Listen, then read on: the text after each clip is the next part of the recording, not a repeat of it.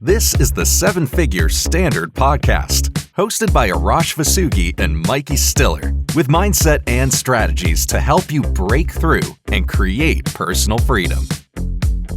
Hello, everyone, and welcome back to the Setting the Standard podcast. I'm Mikey Stiller, joined by my co-host, Arash Vossoughi. Arash, how are you? I'm great, Mikey. How are you? I'm doing good. So excited to be here. So excited to be recording this podcast.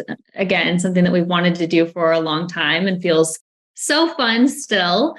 On our first episode, we talked about the basis of this podcast. What is a standard? Something that you talk a lot about.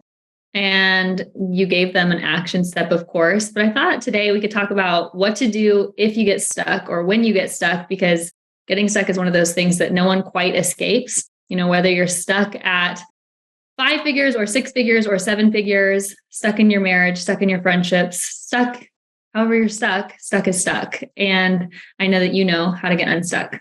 You think that's a good topic for today? I do. I was thinking about it this morning at the time we're recording this, and I was like, I remember I used to get so stuck in being stuck. And as I really started developing myself, like everything we're going to talk about is giving them strategies, giving them rituals, giving them processes on how to implement so you get long-lasting results. I always say motivation doesn't last. Discipline takes you where motivation doesn't. And, I was thinking about it this morning, like being stuck is not fun.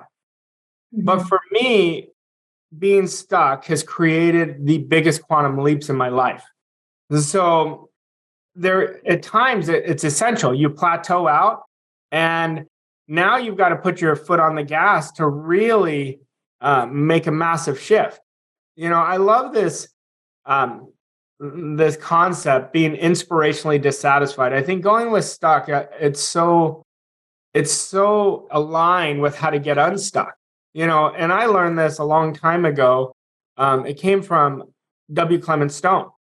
And if many of you don't know W. Clement Stone, I encourage you to research him. He took himself from failure to success. And at the time he was living, he was the highest paid insurance salesman of all time at that time. And he did a lot of work with Napoleon Hill. But he termed inspirationally dissatisfied. He said, when you're inspirationally dissatisfied, that's who changes the world. The people who are just settling or comfortable are the people who are not doing anything. So I know my life changed when I was so sick and tired of being sick and tired. And that's a great answer to being inspirationally dissatisfied. I love everything you just said, mostly because you reframed being stuck. You might think being stuck would be a terrible place to be or something not to be excited about, but I think not realizing you're stuck is a worse place to be, or being just dissatisfied, not inspirationally dissatisfied. So why don't you talk about that first and how to really come to the realization, wait, I need to get moving. Well, you'll know when you're stuck. There's no motivation. There's no inspiration. And when we're inspired, we're going inside of ourselves. That's what inspiration is. And I believe that to never stay stuck is to get really aware and understand where you're at. So be aware of yourself. Like one of the concepts I'm sure we'll talk about later on is being neutral. When you're neutral, that's where the truth lies. I think that's where our greatest power is. It's not positive or negative. You're right in the middle where you can observe yourself almost out of body. But when we have to have a definite short-term goal, we have to have something that drives us, that's how you get unstuck right there. I just gave it to you. Set a 30-day goal and then get to your daily goals right away of something that you really want and go after on that 30-day sprint. I call it a sprint. Go for 30 days and set up 3 to 6 goal achieving activities every day. These are not tasks. These are goal achieving. These are definite. So for example, if somebody, let's say somebody wants to increase their income and they're in sales. Well, they're going to set up their calendar to make sure they have 4 to 5 appointments a day. and they're going to practice their presentation every day. Those are two different goal achieving activities. That's an example. They're rewriting their goals. They're constantly bombarding their subconscious mind with that short-term goal. And if you take care of the days, those 30 days are going to go by so fast, and you're going to have so much momentum going your way. Yep. Something that our mentor used to tell us whenever you go and say, oh, I'm stuck. It's either you have a bad attitude or you don't have a goal. And I remember I used to think, I have a goal. That's not true. I have a goal. And looking in hindsight, I really didn't have a goal. And so why don't you talk about the difference of what you're talking about with a goal and a wish or a hope or just something you've written down or you might kind of want? Yeah, it's so good. And, it takes me back to a story. I remember I had already gotten to a certain point. I was earning 7 figures at this time, but I was so bored. And I called our mentor, Bob Proctor, and I said, I'm stuck. And he said, well, what is it? He goes, your results are still really good. And he goes, but that's part of your programming now. And he said, what's your goal? Because that's what he always told me. He goes, well, you don't have a goal. And I told him, I said, I have a goal. And I told him my goal. He goes, that's not a good goal. He goes, you know how to earn money. So the money is not the goal anymore for you. It's about the inspiration. And he said, this is what I want you to do. He said, you already have the car, you have the money, you have the family. And so all those things, you need an idea that you are so locked in. And he said, I want you to write out a vision of what you're going to do. And he said, are you willing to do it? I said, yeah. So I write out this vision. And I mean, it was a kick-ass vision. Like I really put energy into it. And as soon as I was done, I sent it to him. And he goes, I love this. He goes, now you're moving with something that's so much bigger than what you thought. And it was constantly in my mind thinking who I needed to become, how I would grow into that person. And literally, it was like an elephant off my back. And the interesting thing is, for a few days, I was like fully released in it, right? And then a few days later, I got back to that same feeling, but I didn't stay there. That was the thing. I got rid of it because every day I was waking up thinking about how I can. And I set a short-term goal. That's what I'm saying. Like I got into work and started focusing on how to become a better leader, how to work with bigger ideas. That's a big thing to getting unstuck. You want to work with an idea that's so much bigger than what you think is possible right now. And you want to work with something that is going to grow you. With our elite clients, I always ask them this question: what actions am I not taking due to my discomfort? Well, discomfort is what got you stuck. Comfort is what got you stuck. Discomfort is working with something so much bigger than you. So while you're listening to this, ask yourself, what actions am I not taking due to discomfort? And if somebody's stuck, a lot of times they're going to say, well, I'm so comfortable right now. Like, I'm not even thinking about something bigger. But that's what we have to do. We've got to work in a standard. Like, our standard is not just with lifestyle. Standard is with our goals. What type of goals? What type of thinking am I operating with? What type of persistence am I activating? What type of leader am I becoming? Because there's only 2 types of people in this world. There's leaders and there's victims. There's no in between. Leaders are goal achievers. Victims are task-oriented. Leaders take full responsibility. Victims are blaming everybody and everything. And you'll know, just listen to your self-talk. Do you keep reaffirming what you don't want? So good. Okay. So I already hear the questions coming in, people wanting to know, what kind of vision did you write? How do I write a vision? What does that mean to write a vision? So can you go into actually the mechanics of how to do that? Yeah. So you get out a piece of paper and you want to write how you really want to live. Okay, all areas of your life. Like I had a Post-it note that's just to remind me of my vision. It was financial. It was relational. It was self-esteem. It was the type of leader I wanted to become. It was idea that I wanted to implement that was bigger, that was going to really make me grow significantly. So you get out a piece of paper, and this is a part that people are going to think, oh, this is odd. But you put music while you're writing it. And you want to neutralize your mind. Okay, you want to get your subconscious working for you where it's automatic writing. So I always listen to some classical music. I put Beethoven, something that will just get me in this total neutral state. And then you write in the present tense and you just keep writing until it goes. And I do it for 7 days. Okay. Because you do it one day and you're like, oh, I want to add on to this. So do it every day for 7 days. And I always write in the present tense because we have to understand when we're in the present tense, it's in the now. That's where everything is created. Our subconscious only knows the now, and our subconscious creates 96 to 98% of our results. So I would write something into a story.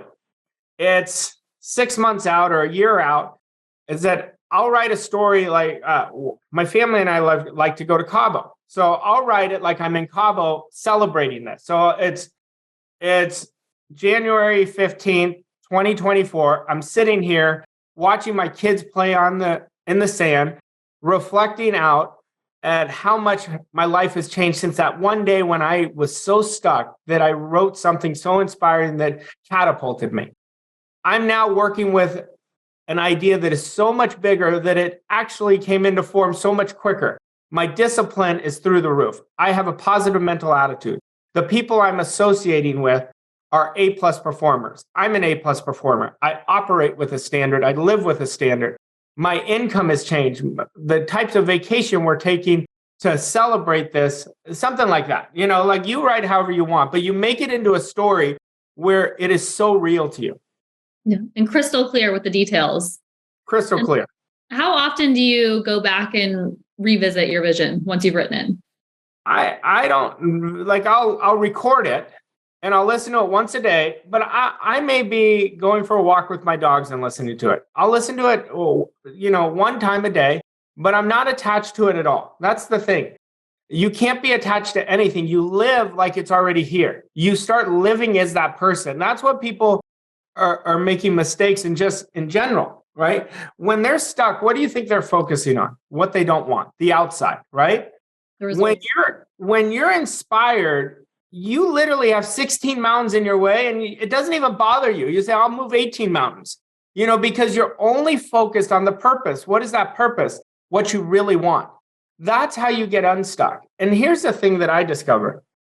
If you are so emotionally involved with your daily goals, you're never going to get stuck. You will not get stuck. What happens is you start getting used to the way you're living. You get used to your business results and you start comparing it to other people. That's a mistake. You want to compare it to the person you want to be, to what legacy you're building with your ideas. Like, think about it. Like, we don't know how much time we have. That's why your processes, your disciplines, your attitudes, your standards, your associations, your mentors are really going to define who you are. And if you don't have those, if you can't say to each of them, I don't have those, that's what you want to start working in your vision. Really work in and as the absolute person you want to be. Arash, you just said something there that I want to go deeper on. You said, I'm not attached to it.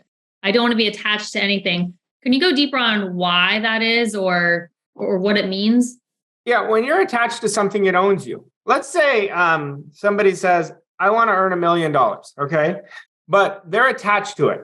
So their emotions and their attitude is dictated by what their results are. Well, you're actually activating scarcity in your life. So you're actually creating what you don't want. The man or woman who needs nothing has all the leverage. Okay. So when I'm saying you're not attached to it, that same person who wants $1 million say, I already am a millionaire. Your I am is going to go in your imagination and you just start acting at your goal achieving activities because now you're coming from whether I have it or not, I'm good. That's when the universe draws it to you. When you come from need, it is a very repelling energy. I always tell people this, like think about somebody you dated at some point in your life and they were super needy. It was a very unattractive energy, right? Like Mike, think about somebody you dated who was needy. I mean, all of us had it, right? And you're like, that is just so unattractive. Well, that's the same thing with the energy. If we're coming from insecurities, and I mean like not working at them, not willing to do something, focusing on what we're not, well, that's what's going to happen. Once you start building the image and it's already here, the minute you decide, you've given it energy, you've given it form. Now we've got to think, feel, and act. The action is critical. But when you're doing that, you're not saying, oh, I wonder where it's going to come. I wonder when it's coming. You're coming from the state of abundance. That's the state of receivership. When you're in the state of receivership, I'm telling you, everything is going to start drawing into your life. Mm-hmm.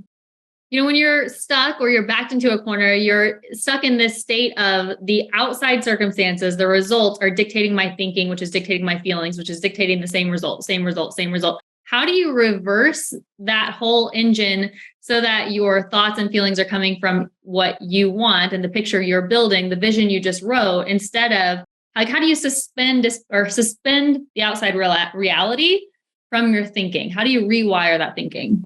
Well, in the beginning, it's hard because you have a program that's running 95% of your day. And so what you want to do is you want to create that vision and minimizing it to a very clear, concise statement. Okay, use my one on the millionaire. Somebody has a goal over $1 million. So what I would do is I would instruct you to put an alarm on your phone every 3 hours. And when it goes off for 2 minutes, you keep repeating, I'm so happy and grateful now that I'm earning $1 million or more every year, and I love it. And by the repetition of doing it, you're literally rewiring into a new program. And you do it every 3 hours, and then you're going to get so annoyed the alarm goes off, but keep doing it. Even if you're in a meeting, it's going to create the image. You've got to bombard yourself with what you want.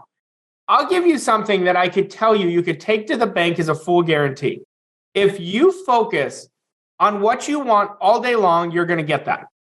I'm going to tell you that right now. You will get that. That's why Earl Nightingale used to say, you become what you think about all day long. And what happens is there's a law in the universe called the law of focus. Focus isn't just a work habit, it's a thinking pattern where you get so locked in and you hold it with your imagination long enough, you're going to start seeing these out of the blues, right? Oh, this person was talking. I need to meet this person, and you'll get connected to that person. But it's the repetition of keeping your vision in front of you of what you're working on. But you have to bombard it. Like you have to bombard it because the automatic programming is going to go back to your present circumstance. And you've got to discipline yourself so strong where you're not letting the outside control you. See, we have to get into control of our emotional state. And when you get in control of your emotional state, everything is going to change. If you're letting the outside dictate what's possible, you're not going to go anywhere. That's what the masses are doing. And I want you to run away from the masses. It doesn't mean you're better than them. It doesn't mean they're bad. They're good. It has nothing to do with that. Where you're going, you're going to start attracting people in your environment that is in harmony with where you're going. But you have to have a healthy obsession towards what you want. So you got to think about it all the time. Arash, you've already given 2 action steps on this podcast so far. First is writing your vision and then recording it and listening to it. The second was setting an alarm for every 3 hours with your goal, so it's in front of you constantly. Is there any other action steps everyone can take to get unstuck or build momentum? I want you to think right now about how you really want to live, not what you think. Don't let your results dictate it. And I want it to be something you're willing to commit to. So if you're not willing to commit to it, there's no energy in there. There's no inspiration there. I want you to think how you really want to live. And you want to make a definite decision. This is what I'm doing. I am trading my life for this. Because every day we trade our lives for what we're doing.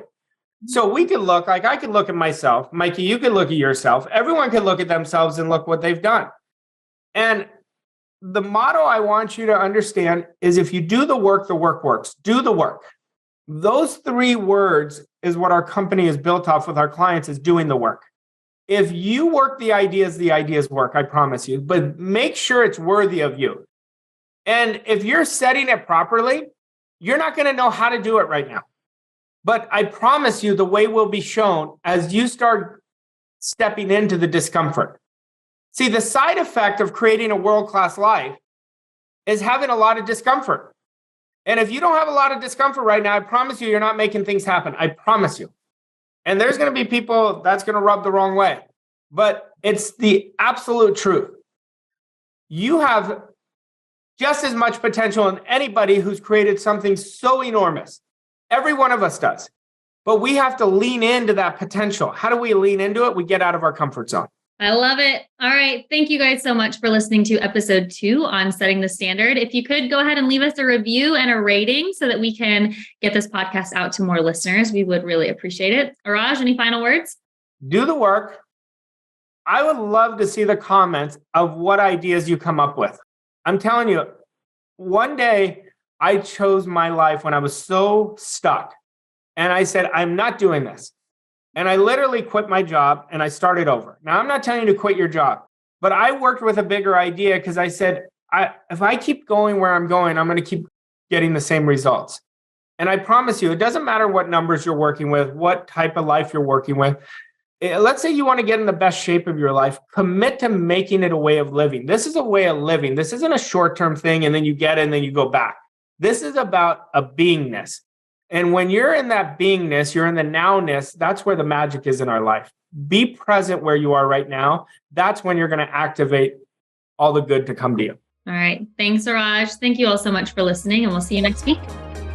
Thank you for listening to this episode of 7-Figure Standard. We hope you found the insights and strategies helpful on your journey to success.